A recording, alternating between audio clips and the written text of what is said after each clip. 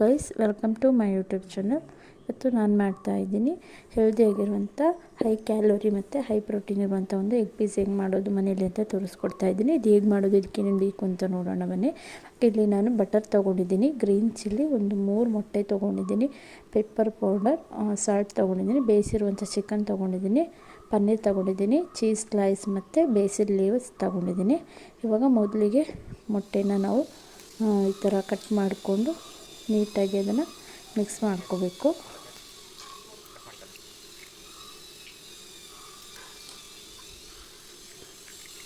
ನೋಡಿ, ಈ ಥರ ನೀಟಾಗಿ ಒಂದು 5 ನಿಮಿಷ ಚೆನ್ನಾಗಿ ಮಿಕ್ಸ್ ಮಾಡ್ಕೋಬೇಕು. ಇವಾಗ ಒಲೆ ಮೇಲೆ ಒಂದು ತವ ಇಟ್ಕೊಂಡಿದ್ದೀನಿ, ಅದಕ್ಕೆ ಇವಾಗ ಬಟರ್ ಹಾಕ್ಕೊಳ್ತಾ ಇದ್ದೀನಿ. ಈ ಥರ ನೀಟಾಗಿ ಸ್ಪ್ರೆಡ್ ಮಾಡ್ಕೋಬೇಕು. ಸ್ಪ್ರೆಡ್ ಮಾಡ್ಕೊಂಡಾದಮೇಲೆ ಮೆಲ್ಟ್ ಆದಮೇಲೆ ಇವಾಗ ಇದಕ್ಕೆ ನಾನು ಫಸ್ಟ್ ಗ್ರೀನ್ ಚಿಲ್ಲಿ ಹಾಕ್ತಾಯಿದ್ದೀನಿ. ಗ್ರೀನ್ ಚಿಲ್ಲಿ ಹಾಕಿ ಆದಮೇಲೆ ಬೇಯಿಸ್ಕೊಂಡಿರುವಂಥ ಚಿಕನ್ ಪೀಸಸ್ ಹಾಕ್ಕೊಳ್ತಾ ಇದ್ದೀನಿ. ಚಿಕ್ಕದಾಗಿ ತೆಗೆದಿಟ್ಕೊಂಡಿದ್ದೆ, ಅದನ್ನು ಹಾಕ್ಕೊಳ್ತಾ ಇದ್ದೀನಿ.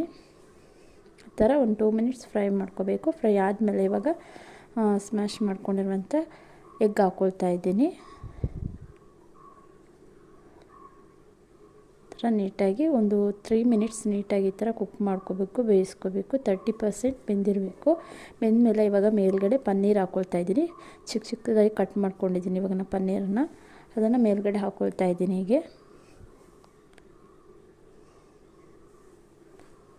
ಹಾಕ್ಕೊಂಡಾದಮೇಲೆ ಇವಾಗ ನಾನು ಇದಕ್ಕೆ ಸ್ವಲ್ಪ ಪೆಪ್ಪರ್ ಪೌಡರ್ ಹಾಕ್ಕೊಳ್ತಾ ಇದ್ದೀನಿ. ಖಾರ ಸ್ವಲ್ಪ ಜಾಸ್ತಿ ಬೇಕಂದರೆ ನೀವು ಜಾಸ್ತಿ ಹಾಕ್ಕೋಬೋದು. ಮತ್ತು ಒಂದು ಸ್ವಲ್ಪ ಸಾಲ್ಟ್ ಹಾಕ್ಕೊಳ್ತಾ ಇದ್ದೀನಿ.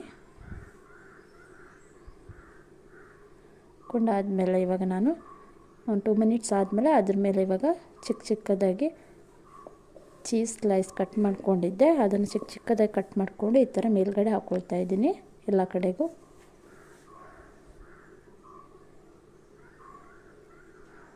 ಹಾಕ್ಕೊಂಡಾದಮೇಲೆ ಇದನ್ನು ನಾವು ಒಂದು 3-4 ಮಿನಿಟ್ಸ್ ಈ ಥರ ಲೋ ಫ್ಲೇಮಲ್ಲೇ ಬೇಯಿಸ್ಕೊಳ್ಬೇಕು. ಲಾಸ್ಟಿಗೆ ಇವಾಗ ನಾನಿಲ್ಲಿ ಬೇಸಿಲ್ ಲೀವ್ಸನ್ನು ಹಾಕ್ಕೊಳ್ತಾ ಇದ್ದೀನಿ ಮೇಲ್ಗಡೆ. ಇವಾಗ ರೆಡಿ ಆಗಿದೆ. ಇದು ಸೂಪರಾಗಿರುವಂಥ ಒಂದು egg pizza, high protein egg pizza ready ಆಗಿದೆ.